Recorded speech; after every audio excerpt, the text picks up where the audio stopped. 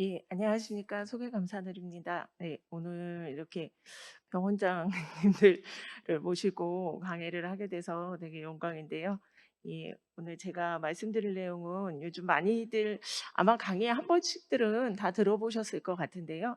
뭐, 롱 코비드, 포스트 코비드 신드롬 뭐 이런 얘기들 많이 나오는 것에 대해서 예, 조금 얘기를 해보도록 하겠습니다. 어 다 아시다시피 이제 코로나19가 2020년 초부터 이제 유행을 하기 시작하면서 문제가 굉장히 많은 수의 환자들이 감염이 되고 그 후에 회복이 된 환자들이 생기면서 그 회복 후 환자들에게서 계속 지속되는 증상들을 많이 호소하는 것을 알 수가 있었습니다.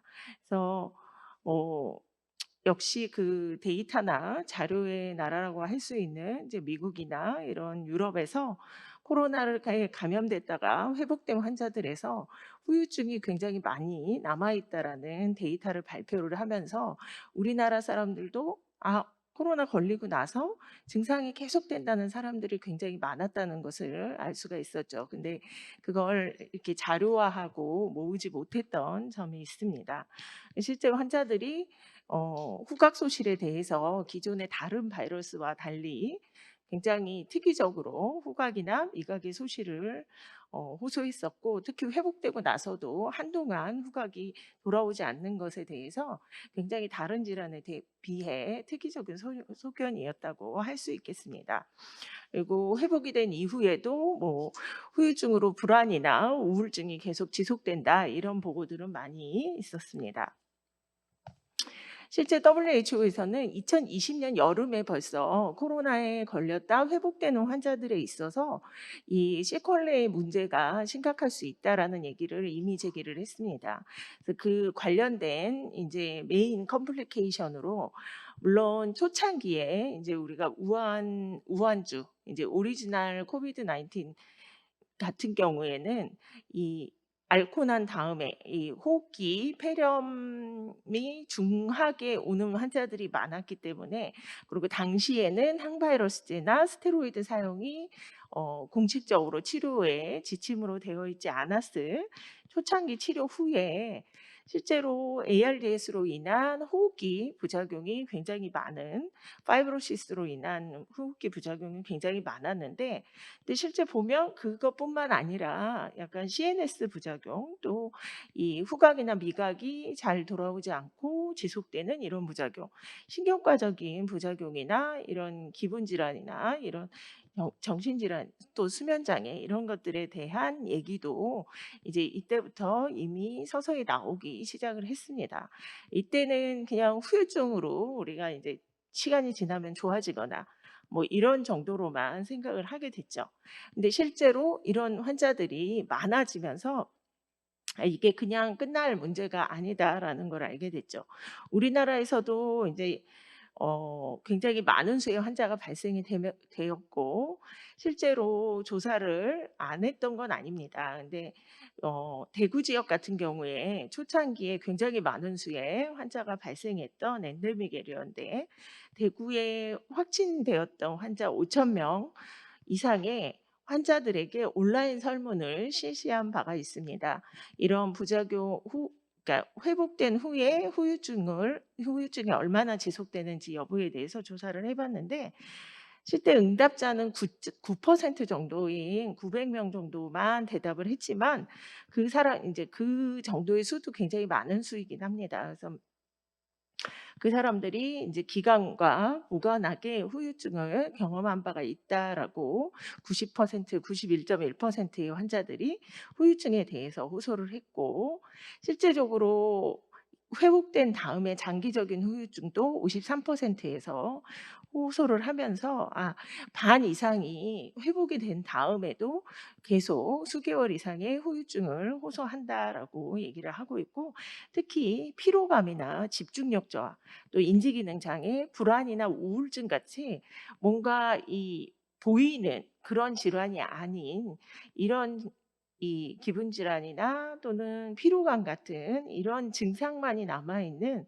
질환으로 이 후유증을 많이 호소하는 경우들이 있었습니다.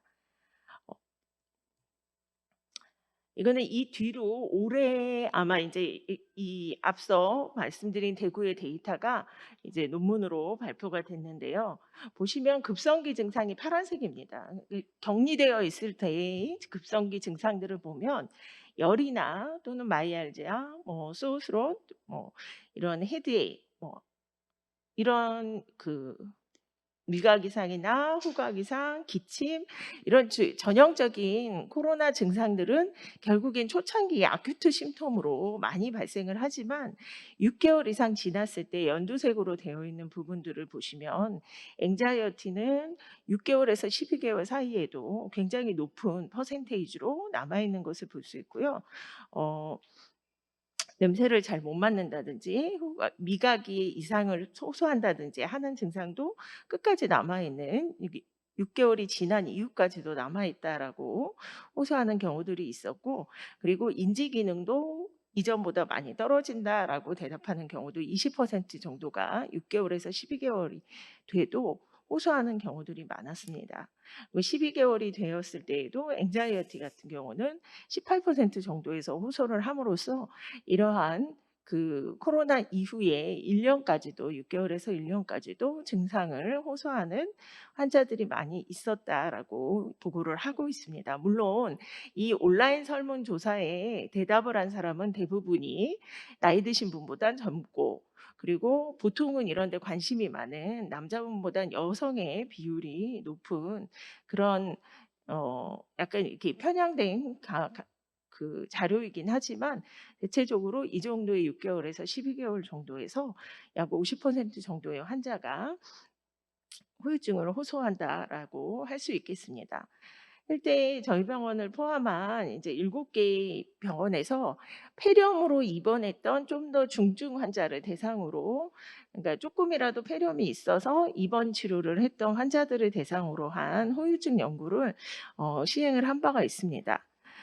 한 97명 정도의 폐렴으로 입원한 환자를 조사를 해 봤는데요. 이 환자들에 있어서 저희도 이제 많은 경우에 이제 거의 1 년까지 팔로우업을 한 환자가 있었는데, 보시면 이제 중증일수록 CT 스코어라고 이제 CT에서 폐를 침범한 개수가, 로베 개수가 많을수록 CT 스코어가 높은데, CT 스코어를 보시면 2달 정도 지났을 때 반 이하로 이제 호전이 된 소견이었고요. 이것도 이제 2000년 입원 환자를 대상으로 한 연구였기 때문에 폐렴과 폐렴 후에 후유증 환자가 많이 포함되어 있었습니다. 그래서 보면 2달 정도 지나면 반 이상으로 이 폐 소견이 많이 좋아졌고, 보시면 2달 이후에 각각의 차이는 있지만 보통 6개월 이상 지난 경우에는 거의 대부분이 이제 회복을 많이 한 경우들을 보여주었습니다. 그런데 이 환자들에 있어서 증상은 어떠냐? 증상은 실제로 그러니까 가슴이 불편하거나 또는 호흡이 불편한 증상은 20~30%에서 계속 지속이 됐고, 실제 환자에서 이 초창기에 강제 격리가 있었고, 특히 격리 기간이 초창기엔 열흘 이상으로 많았죠. 그래서 이 초창기 이런 문제들, 그리고 코로나에 걸리면 뭔가 모르게 이렇게 낙인 찍힌다는 그런 느낌으로 환자들이 굉장히 스트레스를 많이 받았기 때문에 그런 문제로 인한 이모셔널 스트레스도 코로나 앓고 난 이후에도 굉장히 많은 수가 호소를 하였고, 특히 이제 경제적인 손상, 이 경제적인 손실은 이제 직업을 잃거나 또는 이제 여러 가지 문제로 인한 경제적인 문제도 거의 40%에서 호소를 하고 있었기 때문에 이런 문제도 이 코로나를 앓고 난 이후에 포스트 코비드의 문제가 될 수 있다라고 얘기를 하고 있습니다. 실제 환자들이 호소하는 주증상, 남아있는 주증상을 보시면 180일, 즉 6개월이 지난 경우에 있어서도 그나마 가장 많이 호소했던 건 체스트 디스컴포트나 디스니아입니다. 당연히 90일이나 60일까지, 90일, 3개월에서 6개월까지 사이에서도 가장 많이 호소했던 호흡기 증상 중에 하나이고요. 6개월이 지나서 거의 1년이 돼도 이 숨 쉬는데 불편감이 있다든지 기침이 있다든지 호흡곤란이 있다든지 이런 경우가 이제 이런 경우는 저희가 검사를 PFT나 CT를 계속 추적을 하면서 봤을 때 큰 이상이 없는데 호전이 되고 있는데도 환자가 증상을 계속 호소를 하고 있었고, 또 냄새를 잘 못 맡거나 맛을 잘 못 맡는 이런 경우도 6개월이 지나도 계속 지속되는 경우들이 있었습니다. 그리고 생각보다 피부 질환에 대한 호소가 있었는데, 물론 이게 코비드와 정확하게 관련이 있는지는 알 수 없으나 코로나를 앓고 난 다음에 두드러기가 자주 생긴다든지 아니면 스킨 래시가 생기고, 그리고 여성분 같은 경우에 헤어 로스, 이 탈모 증상을 호소하는 경우들이 굉장히 많았고 6개월이 지난 환자에서도 호소하는 경우들이 있었습니다. 그리고 수면 장애 같은 경우에서도 6개월 이후에도 호소하는 경우들이 9% 정도로 있어서, 특히 뒤에 또 말씀드리겠지만 증상이 심했던 환자, 입원을 요했던 폐렴이 있었던 조금 더 경증보단 중증 환자일수록 포스트 코비드 신드롬이 더 잘 발생되는 위험 인자라고 할 수 있겠습니다.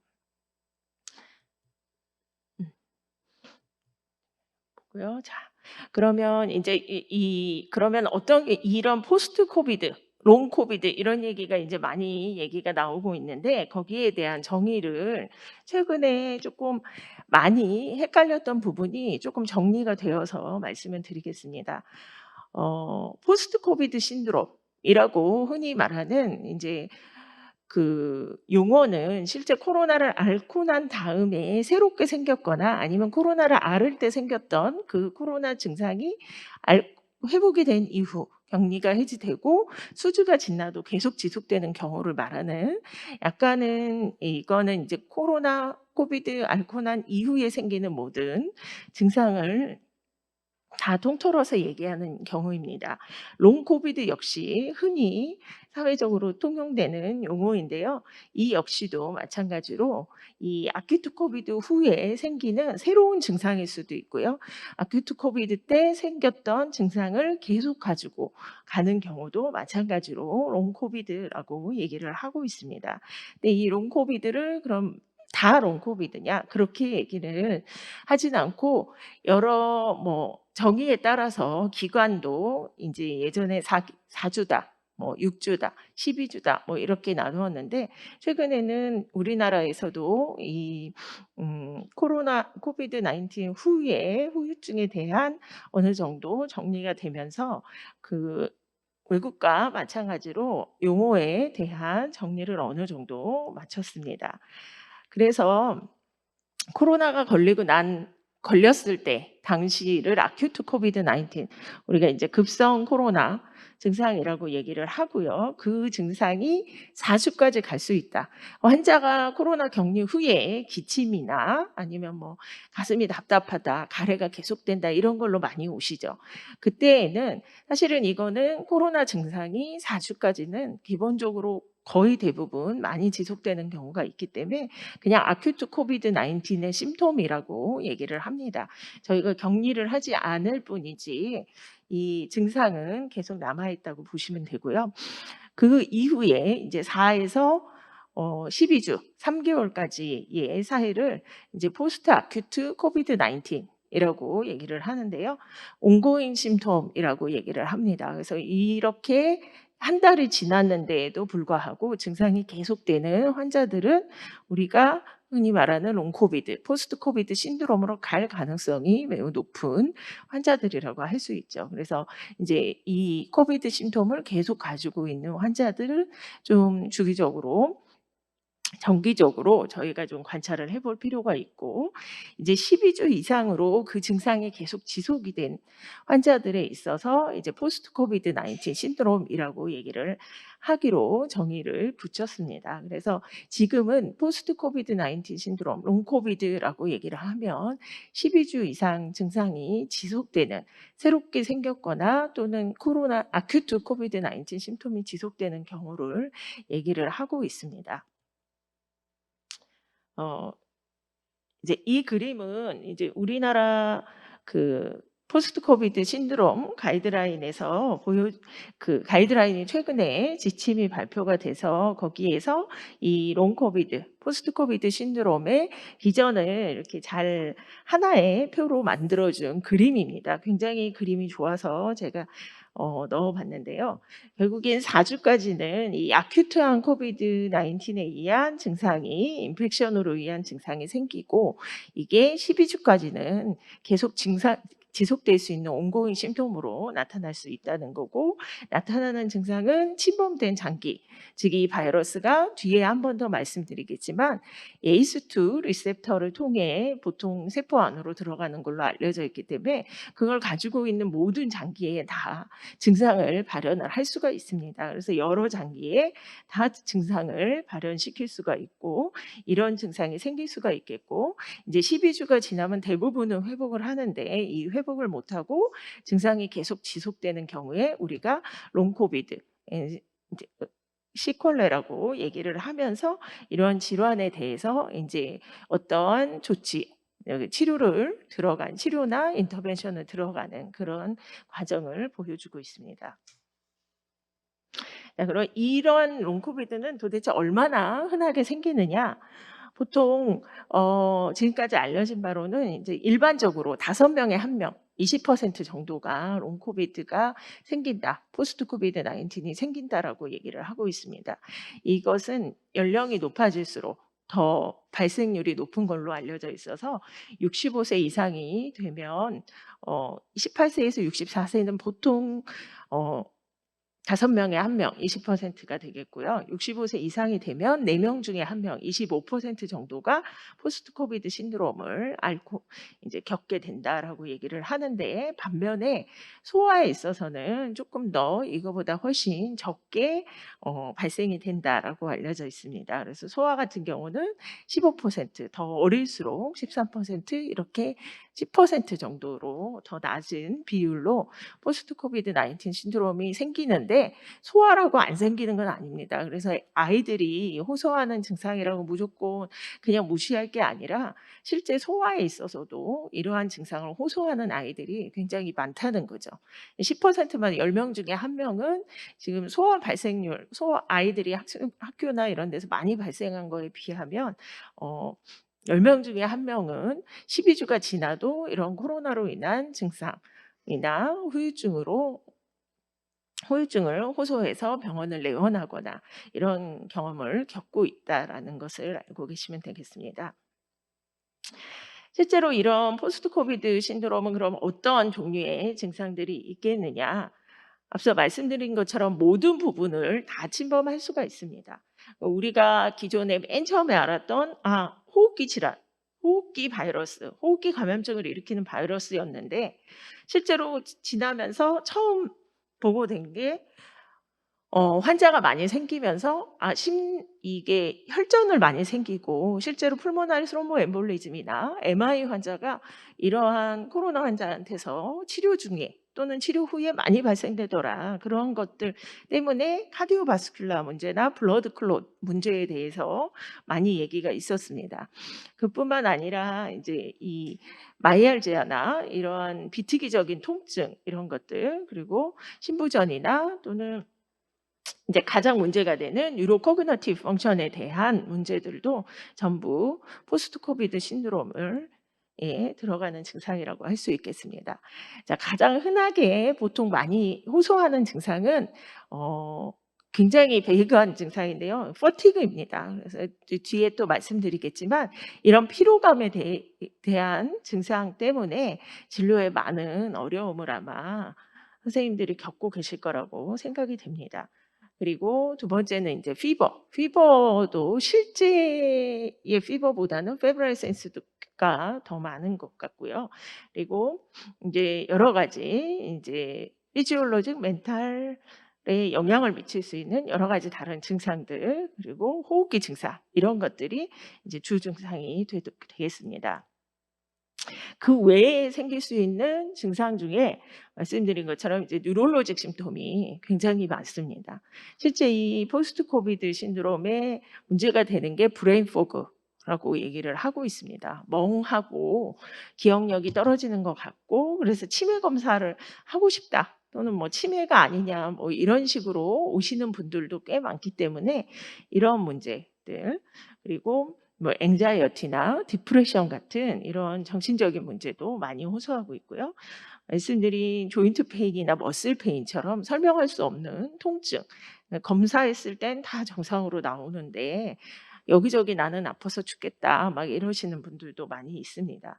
또 음 심장이나 또 소화기 증상 또 이런 혈전 증상 같은 거 실제 코비드 19을 앓는 저희가 입원을 해서 치료하는 중환자 같은 경우는 이제 이런 혈전에 대한 프로필락시스와 또는 발생됐을 때 혈전에 대한 치료를 하게 되는데 실제 외래에서 치료하는 환자들 외래에서 경구약제 또는 아주 경증이고 젊어서 치료를 하지 않 뭐 항바이러스제 치료를 하지 않았던 환자가 앓고 난 인제 격리 해지된 이후에 와서 이제 뭐 이런 DVT나 PT가 진단된 경우들도 종종 볼 수가 있습니다. 그 외에 여러 가지 증상들을 다 호소를 할 수가 있겠습니다. 음. 그 외에도 이제 회복이 되고 난 다음에 어떤 기능적인 문제를 호소하는 경우들도 많이 있습니다. 실제 병원에 입원했다가 집으로 퇴원한 환자들에 있어서 30일 정도 지났을 때 혼자서 이거는 이제 미국에서 조사한 데이터인데요. 혼자서 독립적으로 생활을 할 수 있는 환자들은 40% 정도밖에 되지 않는다는 겁니다. 60% 정도는 누군가의 도움이 있어야 병원에서 퇴원은 했지만 도움이 있어야 생활을 할 수 있을 정도가 된다라고 얘기를 하고 있고요. 이제 62달이 지나서도 40% 정도는 그전의 정상적인 생활로 돌아가기가 힘들다라고 얘기를 하고 있고 실제 4달이 지났어도 53%가 아직도 기능에 제한이 있다. 생활하는 데 제한이 있다라고 이렇게 호소를 하고 있을 정도로 특히 입원을 요했던 환자들에 있어서 정상적인 이 활동에 모든 기능이 돌아오는 데는 시간이 걸리고 힘들다고 할 수 있겠습니다. 실제 미국에서 6개월 이후에 이러한 코비드 19 감염이 있은 후에 6개월 뒤에 시퀄레에 대해서 조사를 해본 바가 있습니다.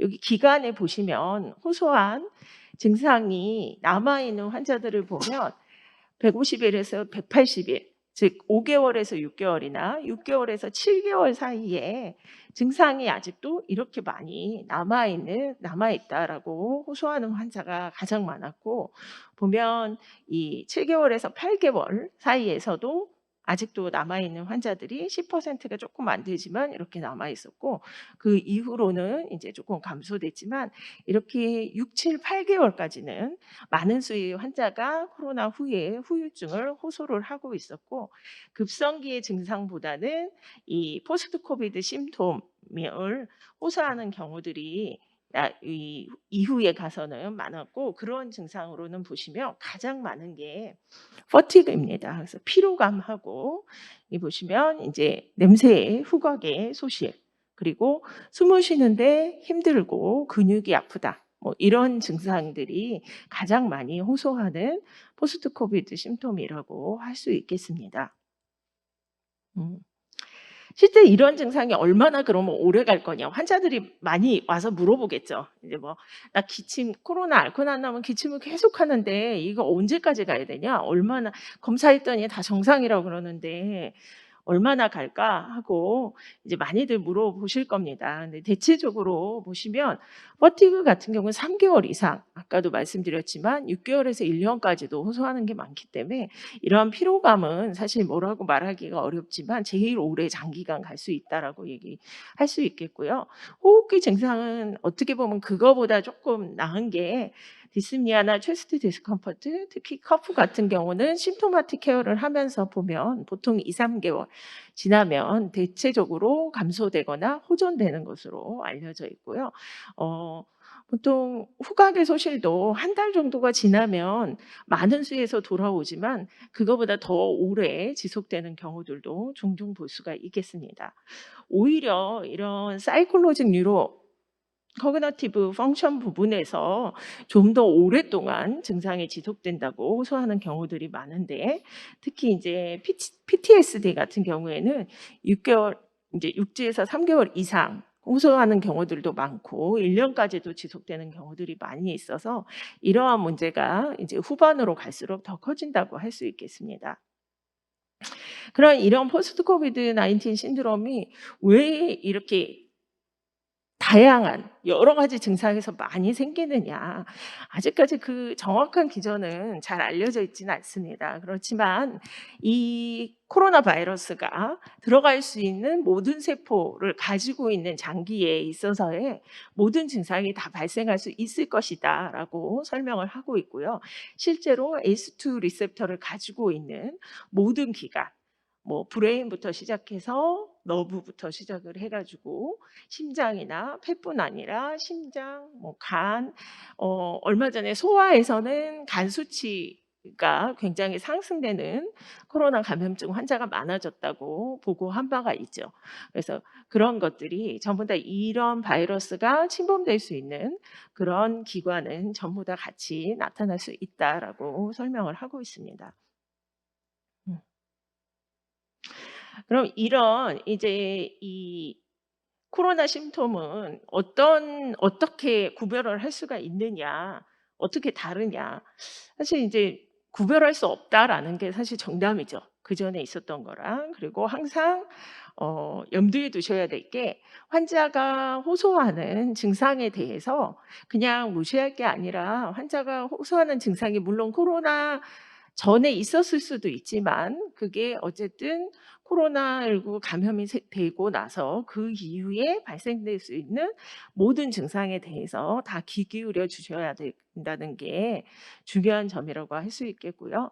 그리고 이 증상이 코로나 때 생겼던, 아큐트 때 생겼던 증상일 수도 있고, 또는 그 증상 이후로 생기는 새로운 증상일 수도 있지만, 그거를 정확하게 구분하는 것은 굉장히 어렵다라고 얘기를 하고 있습니다. 특히 이제 크로닉 퍼티그 신드롬이나 또는 어떤 다른 환자가 갖고 있던 크로닉 일리스, 뭐 르마톨로지, 그러니까 RA 환자들 같은 경우에는 가지고 있던 증상이 더 악화될 수도 있고요.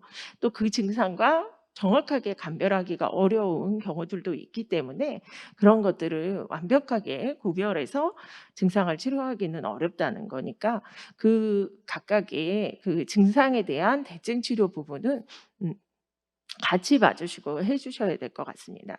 근데 이렇게 이제 이런 포스트 코비드가 지금 지속이 되면 왜 건강에 문제가 되느냐.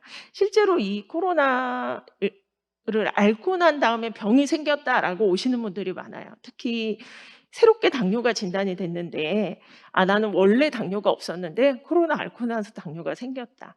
사실 그럴 수도 있죠. 근데 원래 당뇨가 생길 수 있는 어느 정도의 가능성이 있던 환자가 이제 지금 생겨야 되는 시점에 코로나를 앓고 나서 생겼을 수도 있습니다. 근데 그걸 구분하는 것은 거의 불가능하고요. 실제로 코로나를 앓고 난 이후에 생기는 모든 증상을 포스트 코비드 신드롬, 우리가 이제 코로나 백신 후에 후유증 때문에 많이 고생들을 하셨어요. 의료진들이 많이 고생을 하셨을 텐데요. 이 백신의 부작용 역시도 백신을 맞고 생긴 시간적 관계상으로, 일단은 시간적 인과관계가 그 이후에 생긴 증상을 다 첫 번째 카테고리로 그 후유증, 부작용으로 넣고, 그다음에 관련성 부분은, 인과관계는 그다음에 따로 다시 한번 분석을 하는 것으로 되어 있습니다. 마찬가지로 코비드 19 감염 후에 생기는 증상들은 일단은 뭐 연관성이 있든 없든 간에 코로나 이후에 발생될 수 있는 것, 이제 발생된 증상에 대해선 이제 너무 환자에 대해서 그냥 전혀 관계가 없다라고 그렇게 이제 딱 잘라서 얘기하시면 환자가 좀 상처받죠. 환자가 듣고 싶어 했던 말은 이제 그것 때문에 뭐 더 생길 수도 이게 더 유발됐을 수도 있다. 원래 생겼을 건데 좀 더 빨리 생겼을 수도 있고, 그래서 빨리 알게 돼서 빨리 치료하게 돼서 좋게 생각하면 그럴 수도 있다라는 식으로 조금 더 이제 위로해 주고 공감해 주는 그런 진료를 하시는 게 환자분한테도 더 도움이 되는 것 같습니다. 그래서 이런 여러 가지 이제 문제가 생길 수가 있는데, 특히 이제 이런 환자들, 아까 말씀드린 포스트 코비드 19 신드롬이 누가 더 많이 생기고 누가 더 취약하냐. 이제 ICU나 또는 병원에 입원을 요할 정도의 폐렴이나 어떤 다른 기저질환을 갖고 있어서 중증으로 진행을 했던 시비어 일리스 환자에서 더 많이 생기는 것으로 되어 있고요. 특히 이제 이러한 코로나 감염증이 생기고 나서 중증으로 진행하는 메디컬 일리스를 가지고 있는 환자들, 기저질환으로 뭐 암 치료를 항암 치료를 받고 있는 환자라든지 이런 기저질환이 갖고 있는 환자일수록 더 심하게 생길 수가 있고, 또 멀티오간 페일러를 같이 동반해서 생겼던 환자일수록 더 같이 생길 수가 있습니다. 또 연령이 많은 환자일수록 이 코로나19 감염증의 가장 중증으로 진행하는 가장 중요한 팩터가 연령이죠. 그래서 연령이 증가될수록 포스트 코비드 19 신드롬 역시 많이 생길 수가 있는데, 이게 이제 어린이일수록 적게 생기긴 하지만 안 생기는 건 아니라는 것을 염두에 두셔야 되고, 특히 이제 여자일수록 그리고 비만일수록 이런 포스트 코비드 19 신드롬이 발생된 위험 요인이 더 높다라고 할 수 있겠습니다. 그러나 이제 뭐 누구든지 생길 수 있는, 말씀드린 것처럼 뭐 연령에 따라 다르지만 보통 20에서 25% 정도 성인에서 발생할 수 있는, 사실은 흔하게 생길 수 있는 후유증의 하나이기 때문에 누구든지 이런 위험 요인이 없는 아주 경증 환자라도 생길 수 있다는 것을 염두에 두셔야 될 것 같습니다.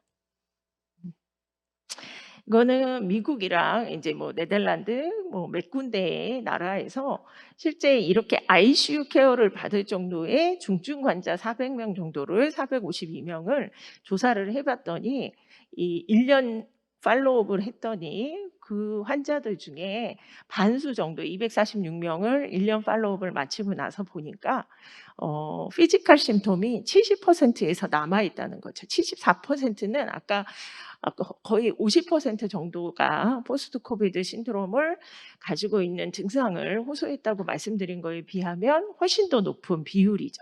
그처럼 ICU 케어를 받은 환자에선 좀 더 많은 수의 이러한 증상 호소가 있겠고, 특히 멘탈 심톰 같은 경우도 26%에서 호소를 했고, 코그너티브 심톰 역시 16%에서 호소를 하고 있습니다.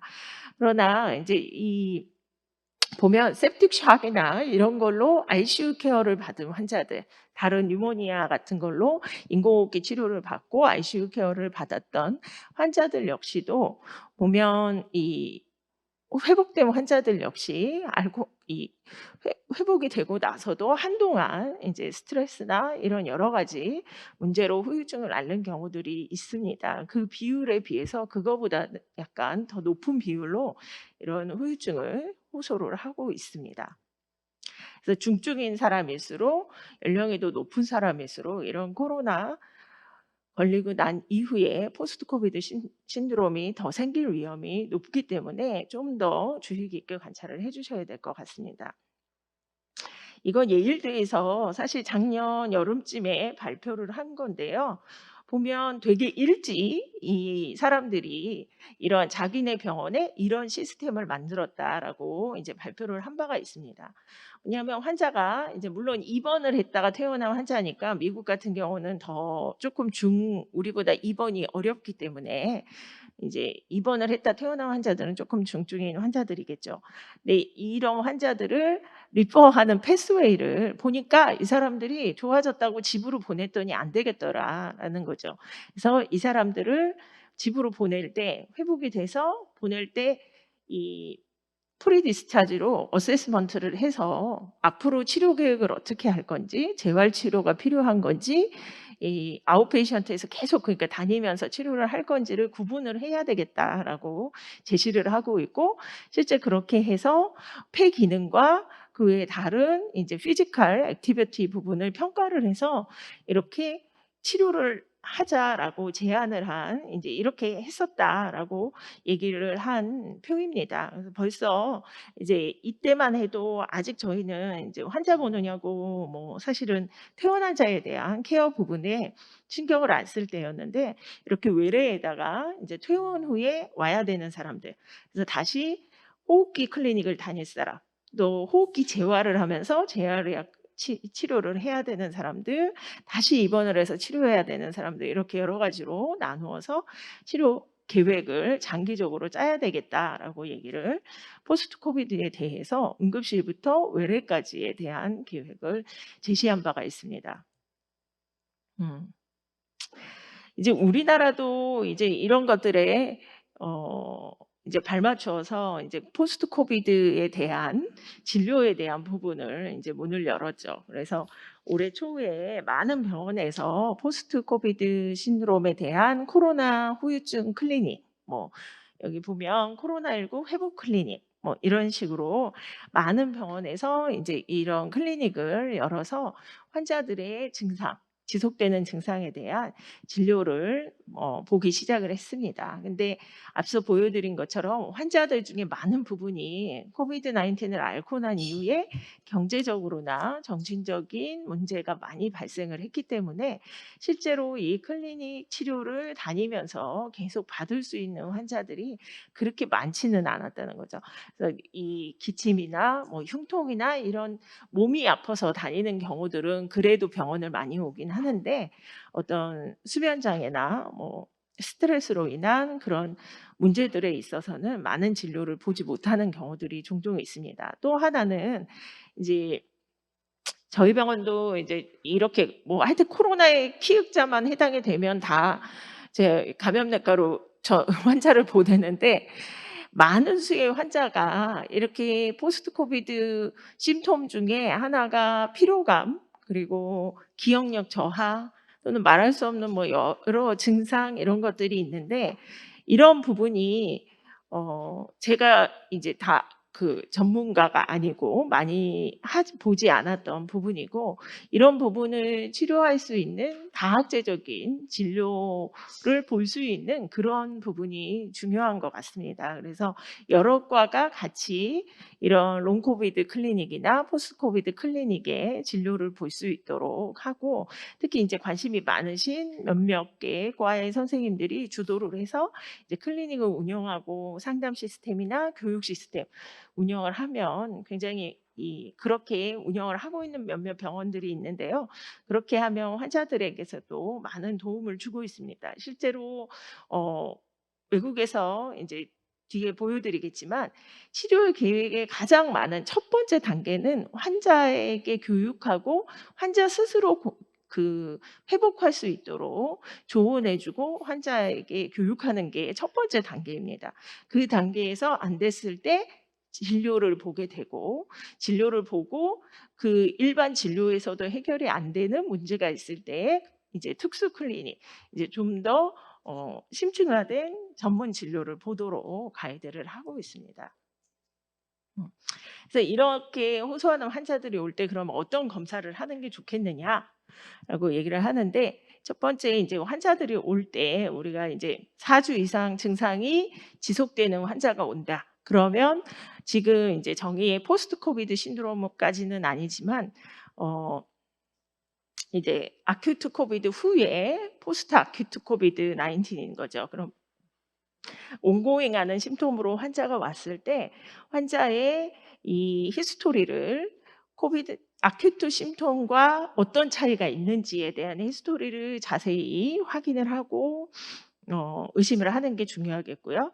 그리고 환자에 대해서 그 이제 증상의 코스나 이런 걸 히스토리를 잘 한 다음에 환자 증상이 어느 정도 지속이 됐는지 어떤 문제가 있는지에 대한 진찰을 하는 것이 중요하겠습니다.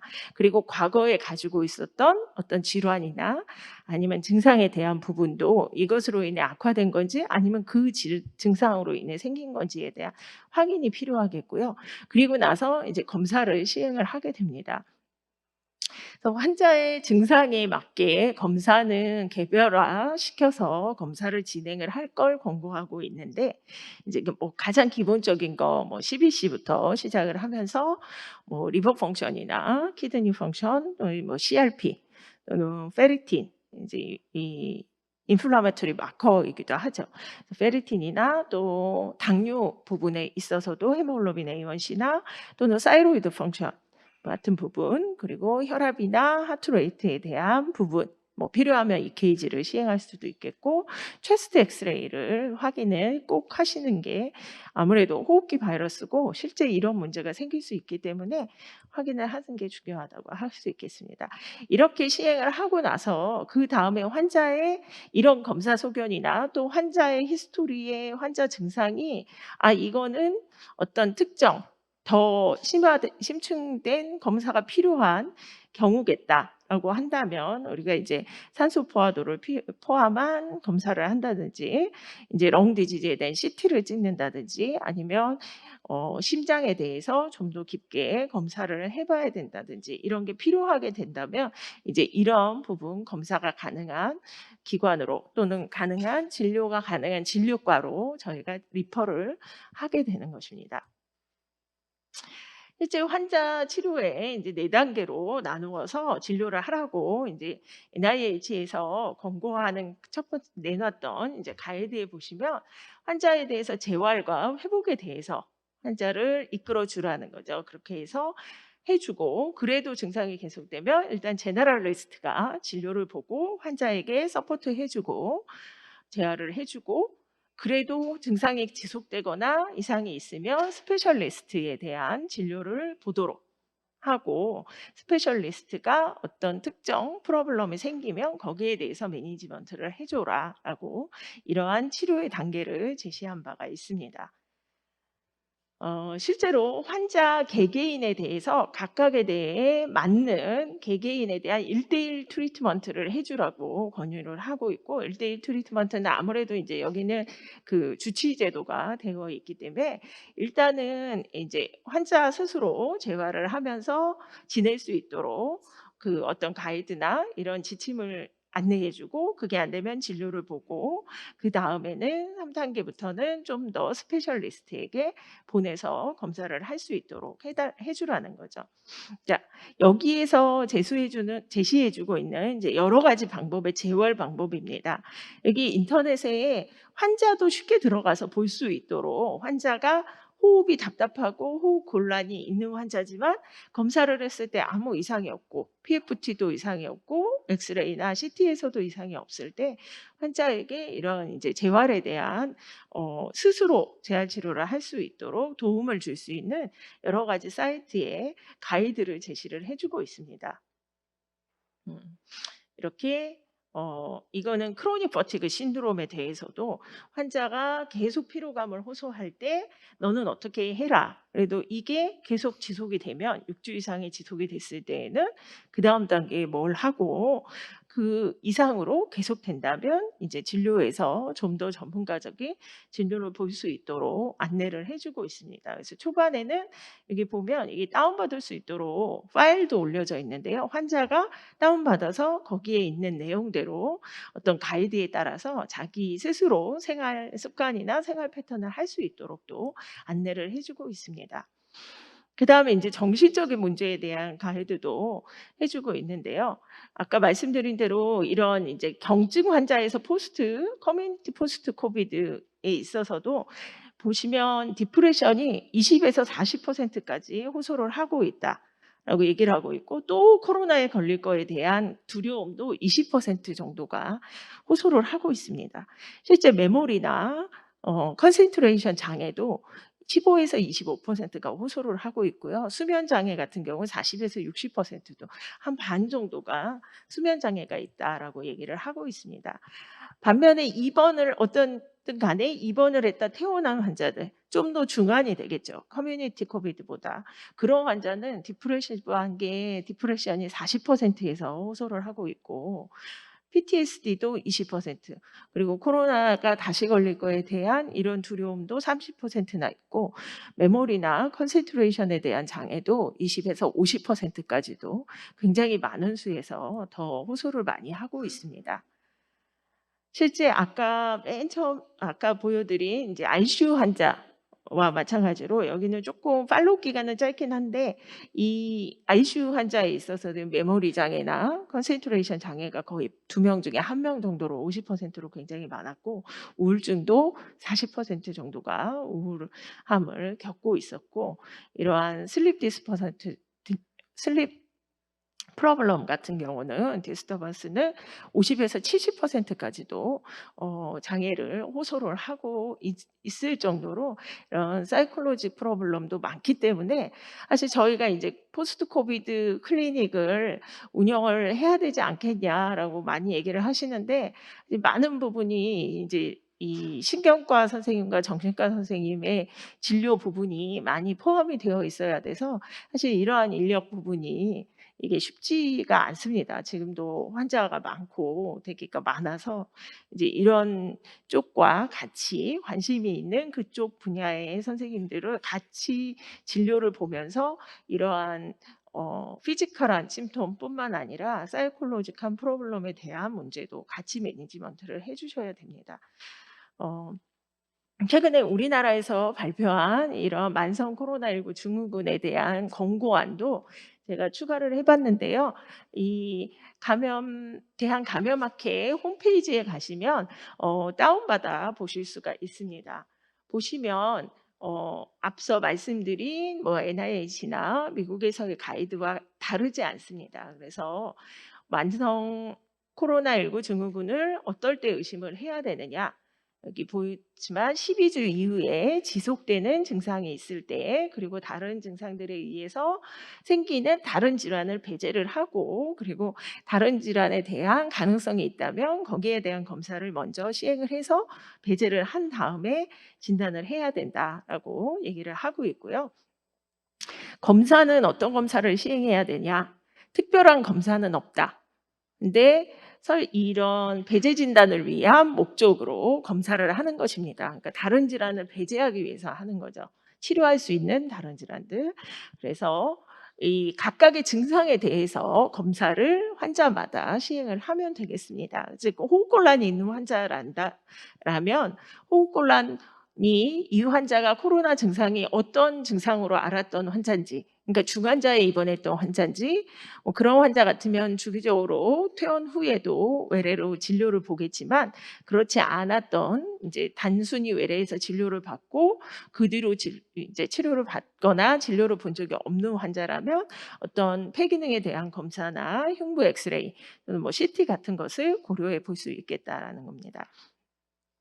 기침이 지속되는 경우에도 이제 폐실질의 섬유화나 기관지 염증을 확인하기 위해 체스트 엑스레이와 필요하다면 CT를 고려할 수 있겠습니다.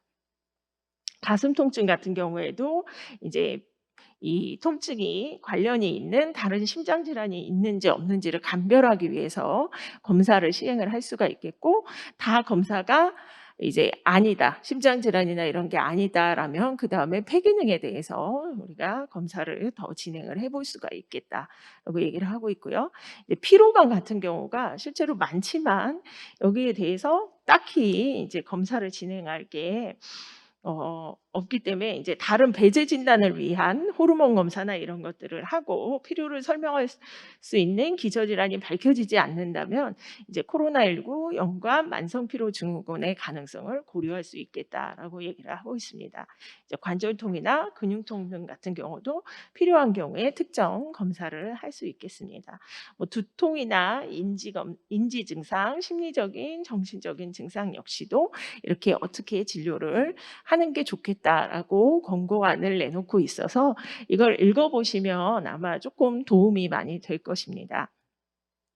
그래서 이 만성 피로에 대해서, 피로감에 대해서 환자들이 굉장히 많이 호소를 하기 때문에 여기에 피로에 대해서 기저질환에 대한 다른 피로감을 일으킬 수 있는 다른 질환을 배제하는 진단을 하게 되고, 배제를 해서 다른 관련된 다른 증상이 생긴다면 그걸 치료를 하게 되겠고, 배제가 된다.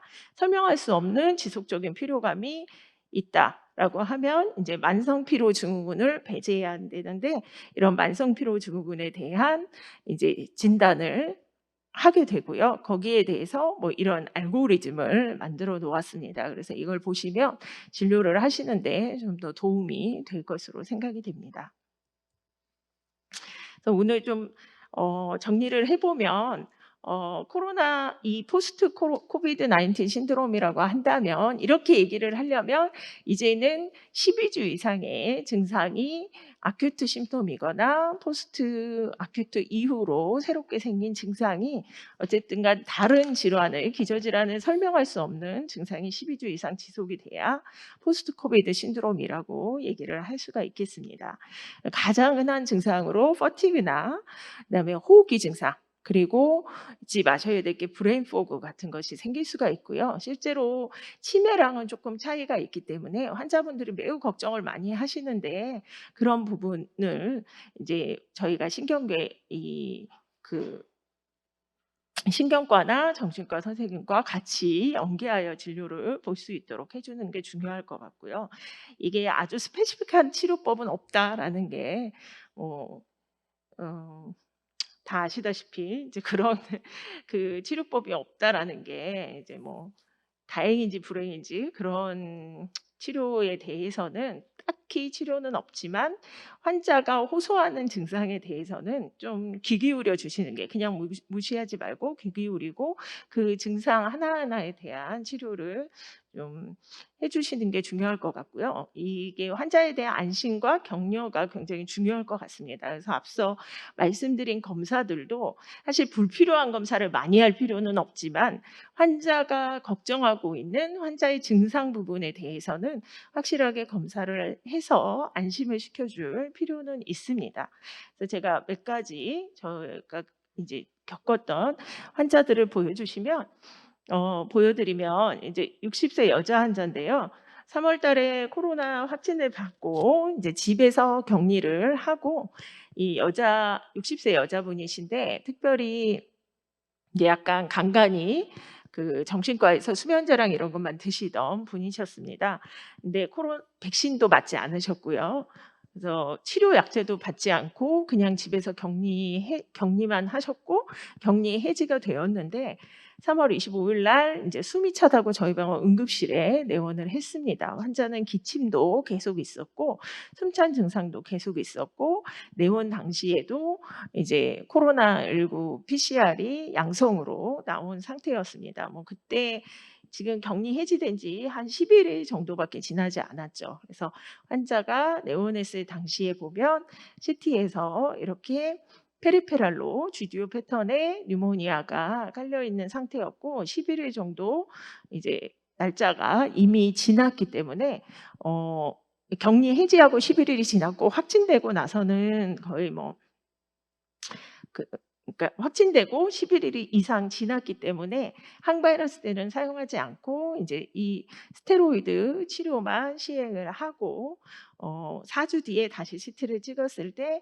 이렇게 다 GGO 패턴이 좋아진 소견을 보였습니다. 환자의 기침 증상이랑 호흡곤란 증상도 거의 다 좋아서 회복이 된 환자였고요. 자, 이 환자는 30세 여자 환자인데 3월 14일 날 인후통으로 코로나19를 진단받았던 저희 병원 간호사였습니다. 그래서 일주일 격리되었다가 다시 출근을 해서 근무를 하고 있는데 계속 열이 있다고 환자가 이제 내원을 했습니다. 열이 있어서 엑스레이도 찍어봤는데 이상이 없고, 환자가 계속 지속이 된다고 감염내과 외래를 내원하였고요. 기침 증상은 계속 남아있고, 가래가 목 뒤로 계속 가래나 코가 걸려있는 느낌이 계속 있다라고 얘기를 해서 저희가 PNS 뷰를 찍었습니다. 봤더니 레프트 쪽에 헤이즈니스 소견이 있어서 항생제 치료를 하고 기침이나 콧물이 다 좋아진 소견이고 실제로 코로나19뿐만 아니라 URI 이후에 바이럴 인펙션 이후에 이 사이누사이티스가 올 수 있고 사이누사이티스의 원인도 가장 흔한 것은 바이럴입니다. 그렇지만 이제 대증 치료 후에도 일주일 이상 열이 지속되고 호전되지 않을 때에는 박테리얼 사이누사이티스를 고려를 해서 우리가 가장 많이 사용하는 아모사실린으로 치료를 해볼 수가 있겠습니다. 이 환자는 이제 50세 남자 환자인데요. 3월 23일 날 인후통으로 코로나19를 확진을 받았습니다. 격리 해지되고 이제 한 3주? 3주가 이제 일주일 격리 해지되는 시점에 인후통이 너무 심하고 이제 열이 있다라고 해서 계속 열이 안 떨어진다라고 해가지고 이제 코로나 이 외래에 저희가 코로나 확진자 외래를 다시 내원을 한 환자입니다. 환자 내원했을 당시에 이제 인후통이 안 없어지고 계속 너무 심하다라고 해가지고 안에 봤더니 이렇게 파링스에 이제 그 엑스레이트가 있는 소견을 보였고 그래서 엑스레이인 이상이 없어서 저희가 그냥 이제 톤실라이티스에 준한 경구 항생제를 같이 처방을 했던 환자입니다. 자, 실제 마지막으로 이 환자가 진짜 이제 포스트 코비드 신드롬이라고 할 수 있는 환자인데요. 78세 남자 환자고 8월 1일 날 코로나가 확진이 되었고 그 뒤에 외래는 9월 19일 날 내원했습니다. 그래서 이제 딱 한 6주 정도 지나서 내원을 했는데 식사량이 이제 줄고 간헐적으로 기침이랑 가래가 계속 있다라고 해서 외래로 내원을 했고 엑스레이에 일주일 전에 이미 이제 가정의학과 외래에 와서 엑스레이를 찍고 이상이 없어서 기침약을 복용을 하고 귀가했던 환자입니다. 근데 환자분이랑 보호자분이 식사를 못한다고 얘기를 했는데요. 보니까 체중의 변화는 없습니다. 체중 변화는 특별하게 없었던 환자이고 저희가 CT를 CT를 시행을 해서 환자의 폐를 보니까 폐에는 특별하게 뭐 이상 소견은 없었고 PFT도 정상이었고 환자분의 증상에 대해서는 이제 대증 치료를 시행을 하면서 이제 다 이상이 없으니까 걱정하지 마시고 약 드시면서 보자라고 하고 증상이 점차 지금 이제 호전 중에 있어서 지금은 거의 증상이 없어진 환자입니다. 실제로 이렇게 오시는 분이 아마 가장 포스트 코비드 신드롬으로 많이 오는 환자 중에 하나인데요.